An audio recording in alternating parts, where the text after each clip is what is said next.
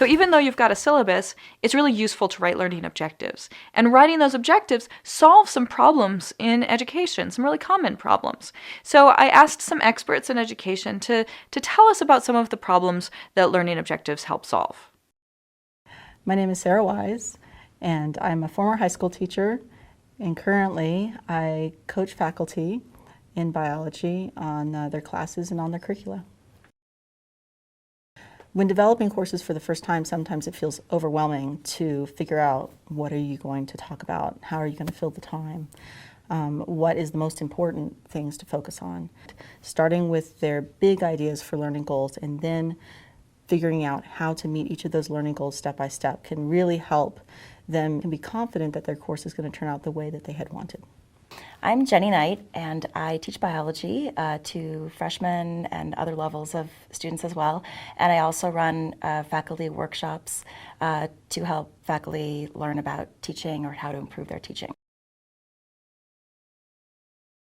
So faculty are excited about the content they teach, and they usually like all the topics that are in front of them on their syllabus. And they don't really like the idea of dropping content.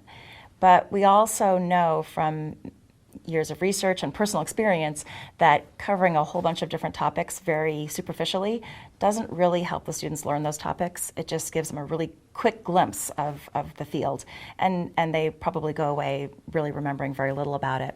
The way learning objectives can help with that solves a problem of too much breadth and not enough depth. So I think it helps faculty to narrow their scope and go deeper rather than broader.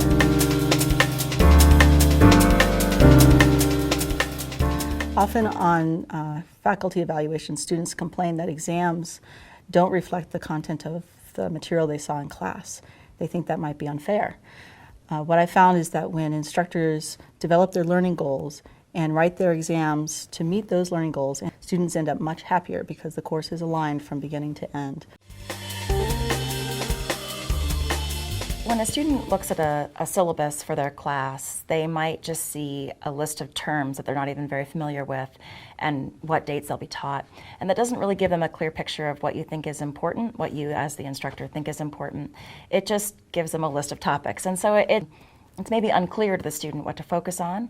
The list of learning objectives allows a student to focus in maybe on a class-by-class basis. So there might be a larger scale goal for a week that's communicated clearly, and then a whole series of more specific objectives. And the student then knows very clearly what the instructor is hoping to accomplish during that time frame.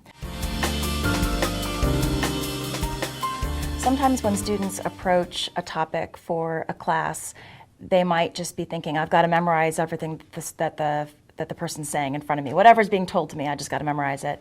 And I think learning objective helps alleviate that feeling of needing to memorize, because it often will communicate that the student has to do something more than memorize.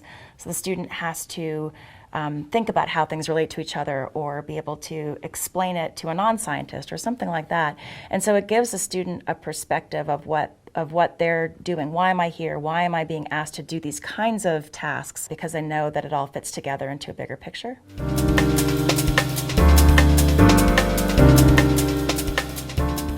Often in a department, faculty are too busy to talk to each other about how their different courses align to one another.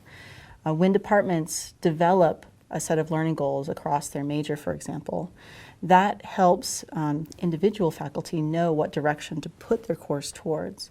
And then in turn, that could lead to a better alignment of all the courses across the major.